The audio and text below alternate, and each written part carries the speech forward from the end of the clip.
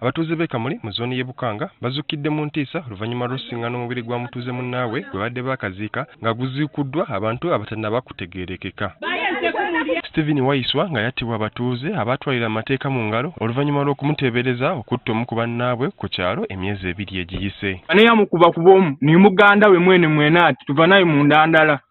Neyamutuusaako ekikolwa ekyo n'ekyo neyamukuba omwigo ogumumaliriza. Masi Nampina omu ku booluganda bw'omugenzi atutegeezezza nti bakedde ku makya okukola emikolo ku ntana y'omugenzi ne basanga abantu abatannaba kutegeerekeka era bwe lwabalabye ne badduka. Bwe twayidde nti tulukutwala muzimu tukwetolooza kuba nze ndi mwiga twagira okola nga twagaana engoye kuliya bwe twagaana engoye kuliya okwetegereza nga bigere. Mubiri gw'omugenzi bagusiseeyo ng'ebitundu ebimu babirese wabweru.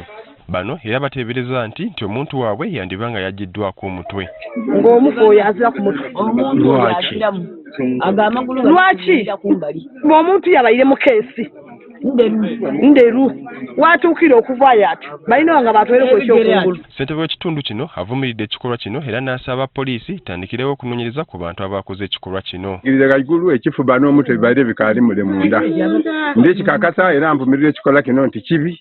Abaidye n'abaidye kyabaire kigenderera kyaibwe aye ekikola kino kiyida kuleeta okutya mu kitundu n'abantu okutya okuba nti tebakaatambula n'okuba nti baida kubayita nga bwe bayisona. Poliisi egamba nti guno gubadde gufuuse omuze mu kitundu kino era neetegeeza ng'okunoonyereza bwe kugenda okutandika mbagerawo okulaba nga abakoze ekikolwa kino bakwatibwa.